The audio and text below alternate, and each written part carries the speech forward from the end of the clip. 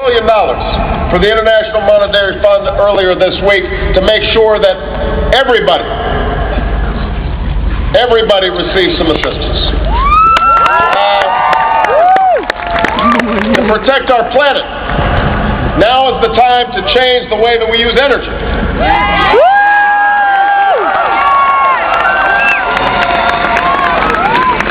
Together we must confront climate change by ending the world's dependence on fossil fuels.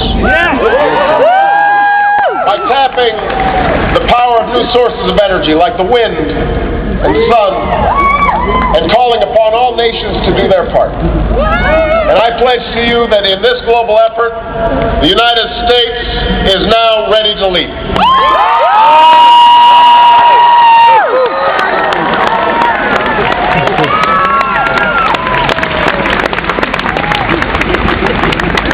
To provide for our common security, we must strengthen our alliance. NATO was founded 60 years ago, after communism took over Czechoslovakia. That was when the free world learned too late that it could not afford division. So we came together to forge the strongest alliance that the world has ever known. And we stood shoulder to shoulder, year after year, decade after decade, until an iron curtain was lifted and freedom spread like flowing water. This marks the 10th year of NATO membership for the Czech Republic. Now, I know that many times in the 20th century, decisions were made without you at the table. Great powers let you down, or determined your destiny without your voice being heard. I'm here to say that the United States will never turn its back on the people of this nation. Bound by shared values, shared history,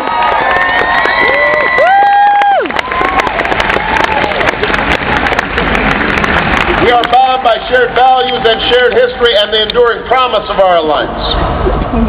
NATO's Article 5 states it clearly: an attack on one is an attack on all. That is a promise for our time and for all time. The people of the Czech Republic kept that promise after America was attacked. Thousands were killed on our soil, and NATO responded. NATO's mission in Afghanistan is fundamental to the safety of people on both sides of the Atlantic. We are targeting the same al-Qaeda terrorists who have struck from New York to London, and helping the Afghan people take responsibility for their future.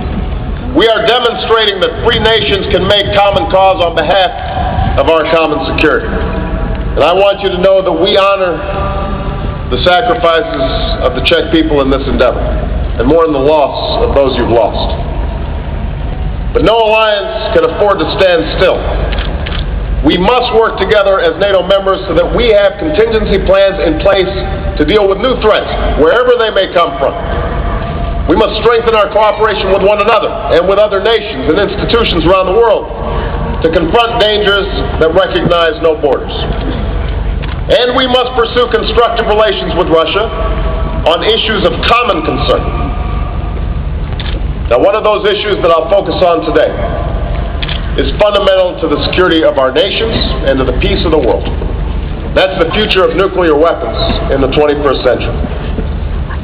The existence of thousands of nuclear weapons is the most dangerous legacy of the Cold War.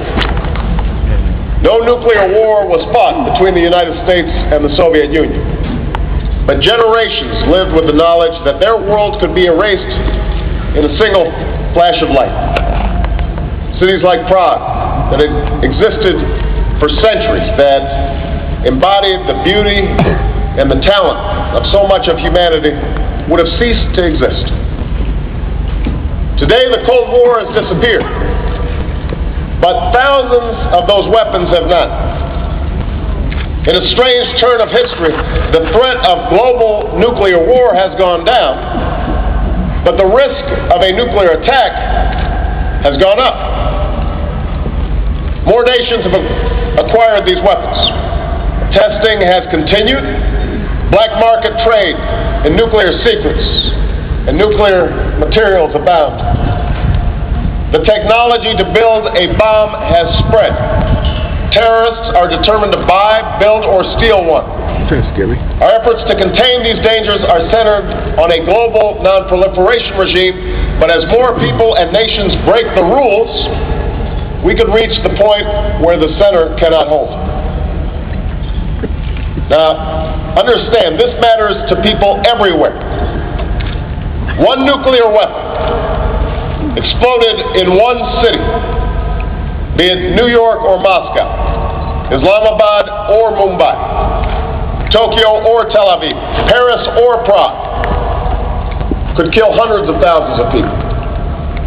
And no matter where it happens, there is no end to what the consequences might be for our global safety, our security, our society, our economy, to our ultimate survival. Some argue that the spread of these weapons cannot be stopped, cannot be checked, that we are destined to live in a world where more nations and more people possess the ultimate tools of destruction. Such fatalism is a deadly adversary.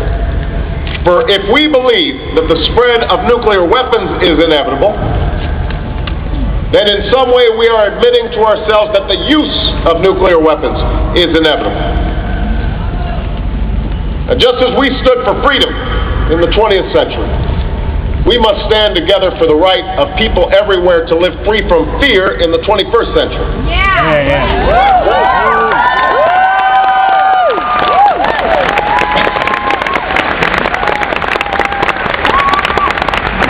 And as nuclear power, as a nuclear power, as the only nuclear power to have used a nuclear weapon, the United States has a moral responsibility to act. We cannot succeed in this endeavor alone, but we can lead it. We can start it. So today, I state clearly and with conviction America's commitment to seek the peace and security of a world without nuclear weapons.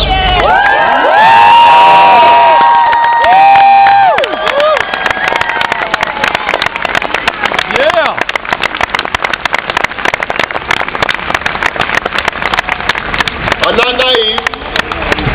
This goal will not be reached quickly, perhaps not in my lifetime. It will take patience and persistence. But now we too must ignore the voices who tell us that the world cannot change. We have to insist, yes we can.